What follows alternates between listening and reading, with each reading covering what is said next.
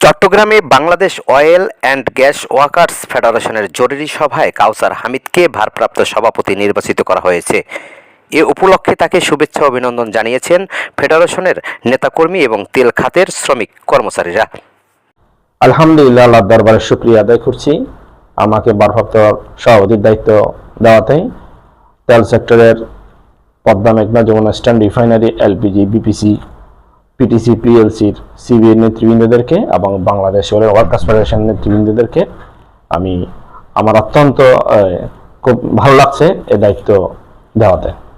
নতুন দায়িত্ব পালনে আমার প্রধান অধিকার থাকবে এই জ্বালানি সেক্টরকে সুসংগঠিত যে সংগঠনগুলো, শ্রমিক সংগঠনগুলো আছে, শ্রমিক কর্মচারীর যে দাবি দাওয়াগুলো আছে, তাদের ভবিষ্যতের যে শ্রমিকের অধিকার আছে, আদায় আছে, ওগুলো নিশ্চিত করা।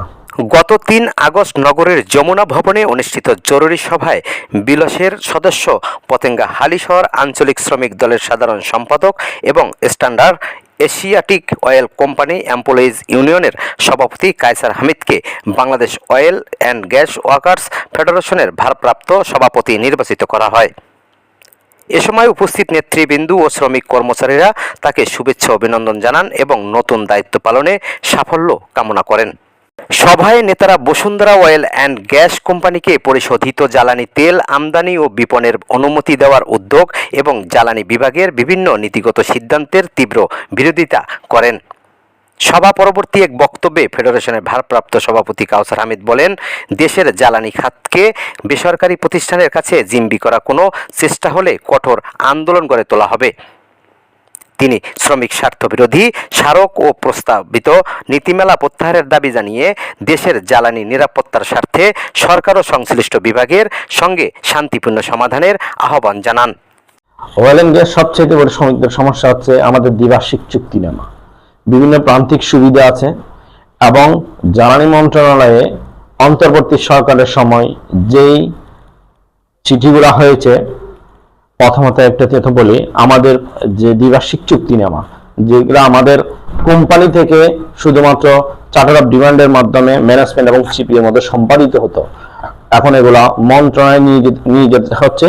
এটা হচ্ছে সম্পূর্ণ শ্রম আইন বিরোধী, কোম্পানি আইন বিরোধী।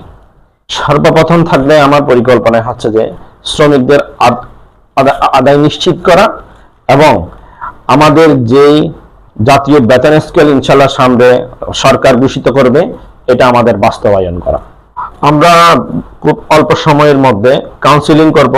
ফেডারেশনের কাউন্সিলের মাধ্যমে আমরা তরুণ নেতৃত্ব এখানে উঠে চলে আসবে। সর্বপ্রথম হচ্ছে যে বেসরকারি যেই আমদানি পরিবহন যেটা নীতিমালা করেছে, এটা বাতিল করতে হবে এবং শ্রমিক কর্মচারীদের যেই স্টিমুলাস চালাচ্ছে জ্বালানি মন্ত্রণালয় থেকে কিছু চিঠি ইস্যু করা হচ্ছে, এই চিঠির উপর আমাদের পদক্ষেপ নিতে হবে। আসলে সবাইকে এগিয়ে আসতে হবে এই দেশের জন্য, দেশের কল্যাণে, দেশের মানুষের জন্য এগিয়ে আসতে হবে। কারণ এখানে যদি জ্বালানি সেক্টর হচ্ছে অত্যন্ত গুরুত্বপূর্ণ সেক্টর, অত্যন্ত সেন্সিটিভ একটা সেক্টর।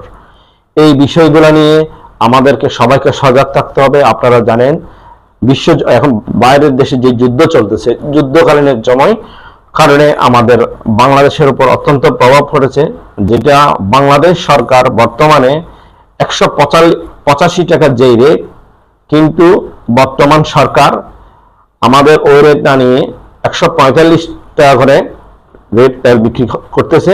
সেটা সরকারের লস হচ্ছে, কিন্তু এরপরও জনগণের ভোগান্তি হচ্ছে না। 6 আগস্ট 2026 বিদ্যুৎ ও জ্বালানি খনিজ সম্পদ মন্ত্রণালয়ের বেসরকারি যে পর্যায়ে পরিশোধিত জ্বালানি আমদানি যেটা নীতিমালা করেছে, এই নীতিমালা তো অবশ্যই বাদ করতে হবে। আমরা বাংলাদেশ অয়েল ওয়ার্কার্স ফেডারেশন থেকে তীব্র প্রতিবাদ জানাচ্ছি।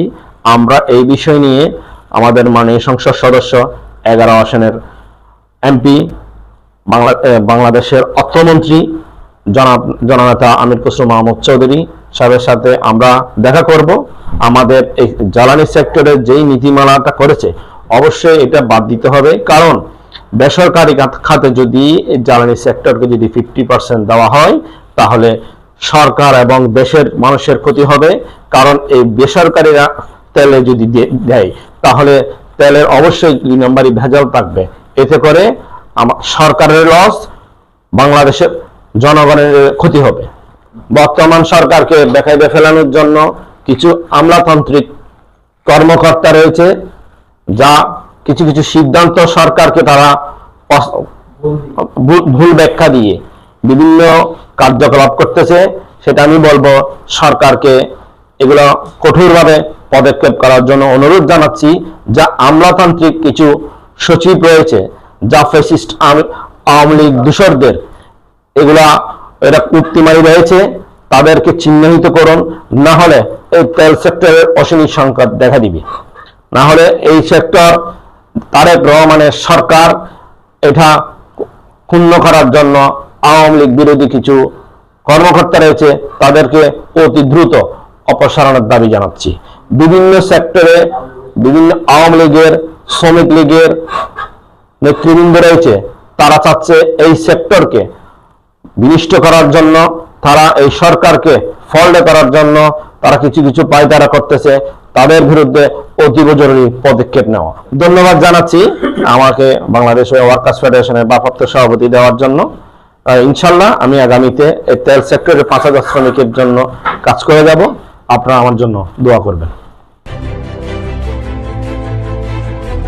16 বাংলা টিভি, আবহমান বাংলার